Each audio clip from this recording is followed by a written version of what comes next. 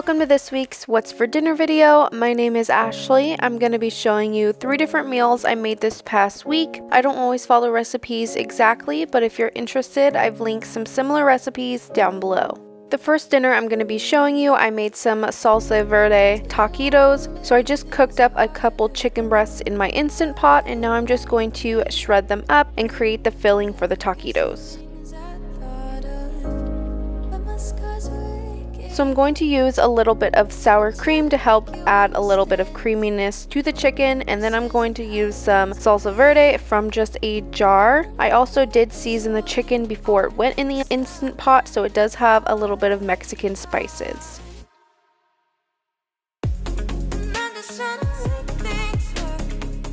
My husband's favorite salsa is salsa verde, and I love taquitos in making different renditions of my taquitos, so this time I decided to do the salsa verde ones. I'm also adding in a nice handful of Monterey Jack cheese. This cheese is just going to help the mixture really bind together, but also give you some nice melty cheese in your taquitos. This mixture also saves really well overnight, so if you want to make taquitos one night and make them for leftovers, it makes it very easy to do. So next I'm going to begin assembling them. So first I dampened my corn tortillas with some water and then microwave them till they're nice and soft. If you try to just roll corn tortillas, they will just break, so you do need to warm them up and soften them.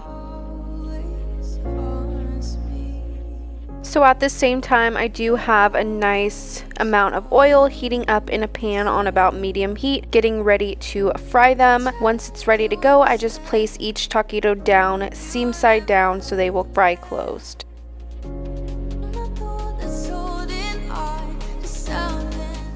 So I let them just sit in this oil, frying, and then once they are nice and brown on the bottom, then I will go ahead and flip them.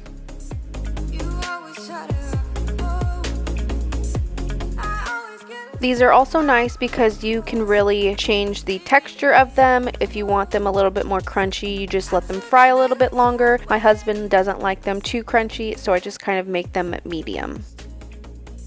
Once they are done, you want to pick them up and drain the excess oil out of both sides. That is a crucial step so you don't bite into a super hot oil.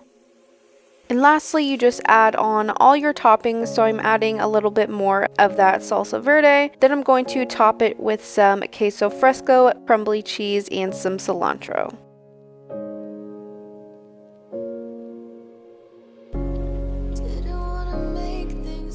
This is how everything looked when it was done. Definitely so good. Taquitos are one of my favorite meals.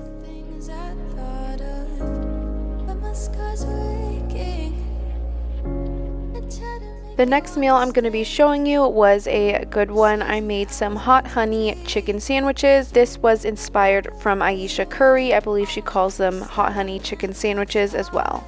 So I'm first starting out with making the hot honey sauce. I did not need all of this butter. I realized I just had so much sauce left over. 1/2 stick of butter would have worked just fine. So basically I'm just melting the butter, and then I'm going to add in honey and hot sauce, and that is really it. I'm not going to lie, as I was taste testing the sauce as I was going, I was like, I am not going to like this. It was definitely a weird flavor and not something I've ever been used to, but I think it went really well on top of the chicken sandwich. I definitely don't have any measurements for this. I just eyeballed everything and taste tested it as I went.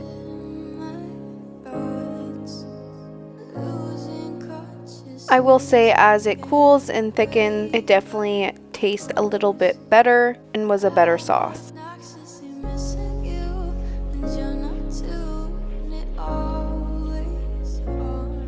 So next I'm going to work on the chicken. I'm going to get that ready to fry. So I just took 1 large chicken breast and butterflied it in half because we like to eat thin pieces of chicken, especially for chicken sandwiches. I just seasoned both sides with salt to give it a little bit of flavor. And then I'm going to do the egg wash into the flour method. The egg wash does have a little bit of hot sauce, and the flour has some seasonings, Cajun seasoning, paprika, salt, pepper.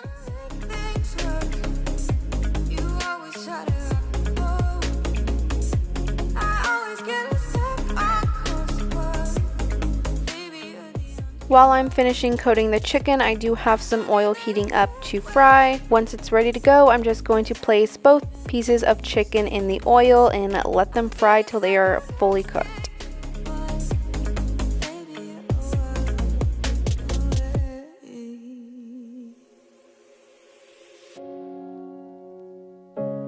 I also flipped mine halfway to ensure both sides were nice and brown and super crunchy.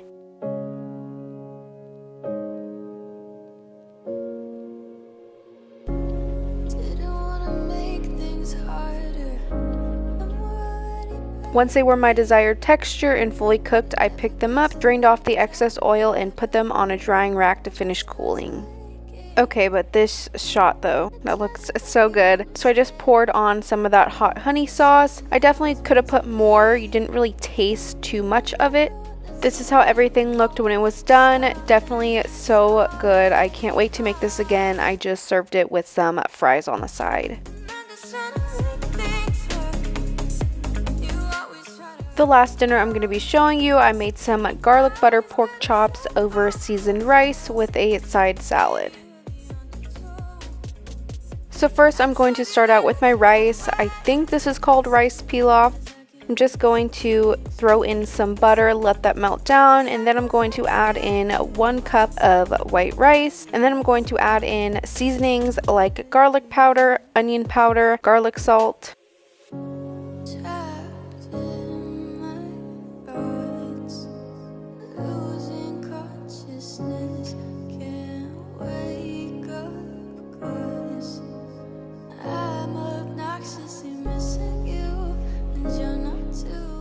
I'm just going to stir this around in the pan until I can really smell the flavors and the rice is getting infused with those seasonings. Then I'm going to add in my chicken broth.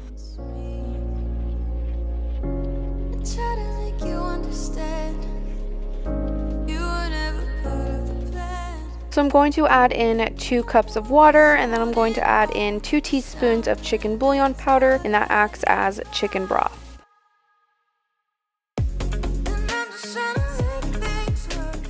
So I'm going to stir that around, bring that up to a boil, put a lid on it and turn the heat down and let the rice cook.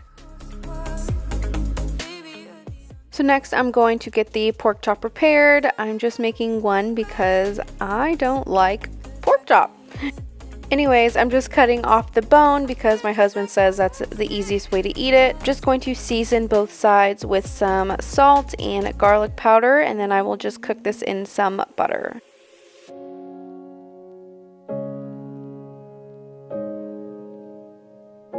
So just let a little bit of butter melt in a pan, and now I'm going to place the pork chop down, let it cook on both sides and cook all the way through. Then I'm going to remove this and create a garlic butter sauce.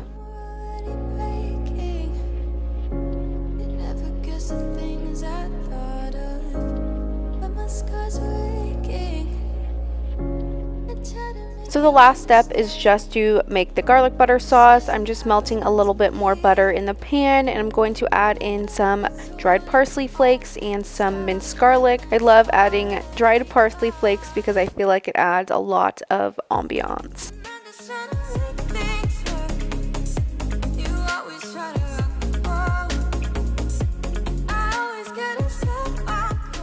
So I'm just going to cook this on medium-low until I can really smell the garlic. Then I'm just going to add back the pork chop and really get that sauce all over it. Then this will be ready to serve.